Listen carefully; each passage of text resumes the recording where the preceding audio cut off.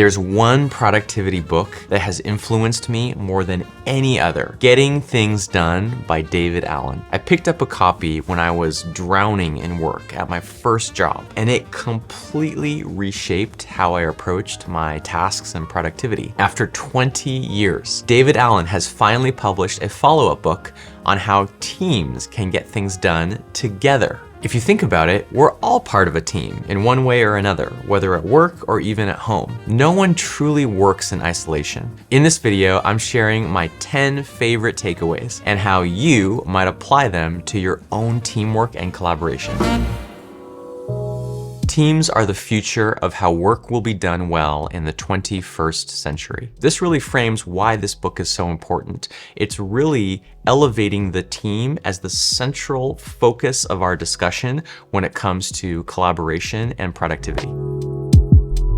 One of the challenges is to define or navigate between the GTD definition of a project for an individual and what might be called a project management definition of a project for a team. These are two very different things. This is actually something that I've noticed for years. When it comes to your personal projects, they can be informal or silly or fun or very, very small. It's kind of fine to make everything a project. But when it comes to your team, when someone else is going to be looking at that, you definitely need to be a little more formal and a little more official. The project list at a team level needs to be more professional, in other words, or else you're going to seem a little bit silly.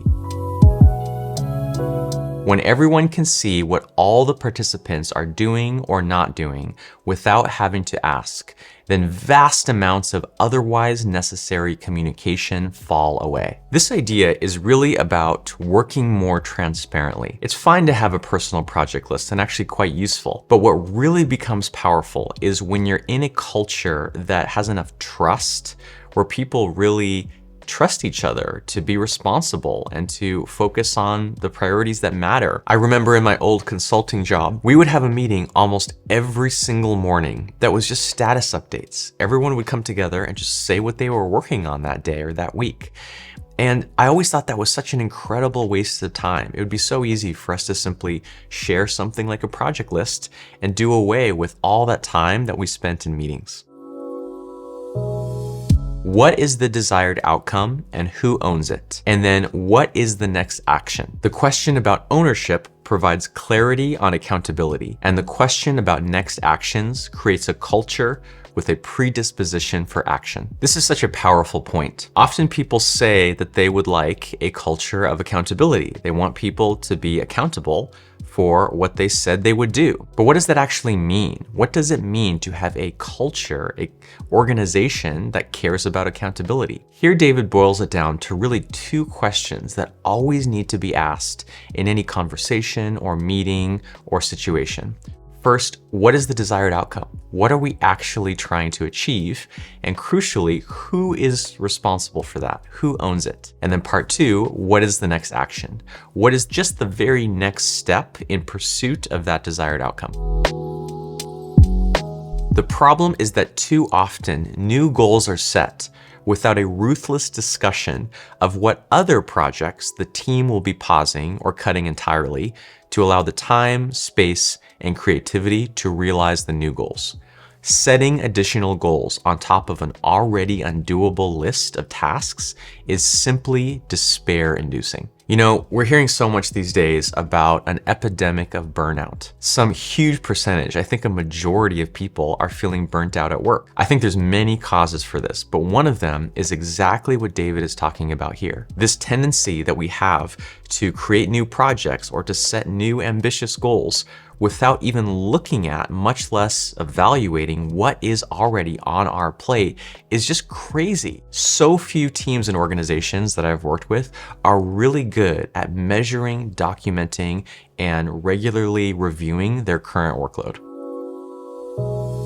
For goals where progress is difficult to see initially, a further step can be useful. Sometimes setting process goals is a way to at least ensure that the right behaviors are taking place to enhance the probability of reaching the endpoint goal. This is something that I've done for years. I just didn't have a name for it. Often, when you're pursuing something that is kind of unknown or uncertain, for example, you're trying to enter a new industry, but you don't yet understand the industry, or you're trying to learn a new skill, but you don't even know what are the parts and the most important aspects of that skill. You still want to have a goal to give yourself a sense of direction, but you don't even necessarily know in the beginning what goal you should have. This is where what David calls process goals can be so useful. For example, if you're trying to get better at sales and you know that with every sales conversation you're learning, maybe your goal shouldn't be to make so much in revenue or so much in profit.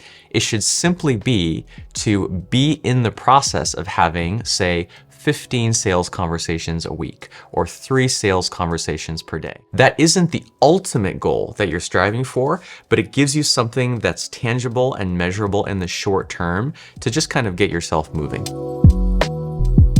In our years of one-on-one coaching, this horizon of areas of responsibility has often been the most significant in determining our clients' priorities. Once our clients feel they have a grasp on their projects and attendant actions, an overview of their areas of responsibility invariably surfaces larger but more subtle things that have their attention. What really is the purpose of areas of responsibility? I tend to be so focused on projects, but I have noticed over the years that often, even if your projects are going well and are kind of on track, there is a deeper, more subtle layer that often needs your attention, which is areas. So for example, if you find that you just don't have the energy to push forward all the projects that you're trying to push forward, you may want to revisit the deeper area of your health, or more specifically, your nutrition or your sleep. Often, that is the source from which we're drawing our energy.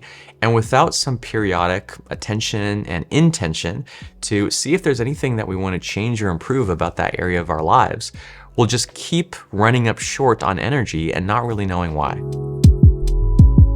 On a practical and operational level, clearly defining a team definition of what done means on a project is useful in ensuring that there are no pieces left hanging at the end. This has been honestly a painful lesson that we've had to learn at Forte Labs just in the past year or two. Often you'll come together, you'll create a new project, you'll set a goal. It all seems so clear and so actionable. But then as the project gets underway, you start to realize that different people have different definitions of what done means or what done looks like. For example, let's say you're trying to hire a designer for your company. Is it done when you've published the job posting and started receiving applications? Is it done when you've shortlisted a few candidates and started having interviews? Or is it only done when the designer is selected, made an offer, hired, onboarded? If different people have even slightly different opinions about what it means to reach the finish line, the odds that you will reach the finish line or be in agreement that you have are much, much lower. One of the things we suggest you always negotiate is by when delivery is expected. Counterintuitively, this will create more space in the system than if the delivery date is left open or simply expected as soon as possible. This is another big lesson that I've personally had to learn recently. Often I will ask someone on my team to do something. It could be something big or something small, but I don't say by when I want it done. I remember feeling like, well, I don't want to give them a specific date because that's too overbearing and controlling. But over time, I actually saw that it was actually much worse for them if they had no idea if I wanted this tomorrow or next week or next month or just whenever I had time to get to it. These days, I'm very specific about the time frame that I'm looking for, which is still open to negotiation or pushback. But what it does is gives them a clear sense of how urgent or how timely the completion of that task or project needs to be. To protect us, our subconscious has a helpful little hack. It simply stops us from wanting things that we don't think we can achieve. It keeps us from being disappointed, but also keeps us from even imagining things that we have the potential to be, do, or have. This is really more of a philosophical point and quite a profound one. Often, your imagination won't even allow you to envision something if you don't know the practical steps to get there. You might love to have a week-long vacation with your entire family on the slopes of Mount Kilimanjaro, but if there is no practical, feasible path to that ever happening, your imagination just won't go there. It just won't even occur to you as a possibility. Really what I think David Allen is saying here, or at least what I've taken away, is that there is this interplay between the imagination, which is kind of creative and free form and visionary, and the more practical or analytical or left brain types of thinking, which is about the how and the what and the by when. You really need both of those kinds of thinking working in tandem to really achieve the potential of what you want to create. So these were my top 10 takeaways from David Allen's excellent new book, Team: Getting Things Done with Others. I'm curious to know, which one resonated the most with you? Which one are you going to adopt on your own team? Let me know in the comments.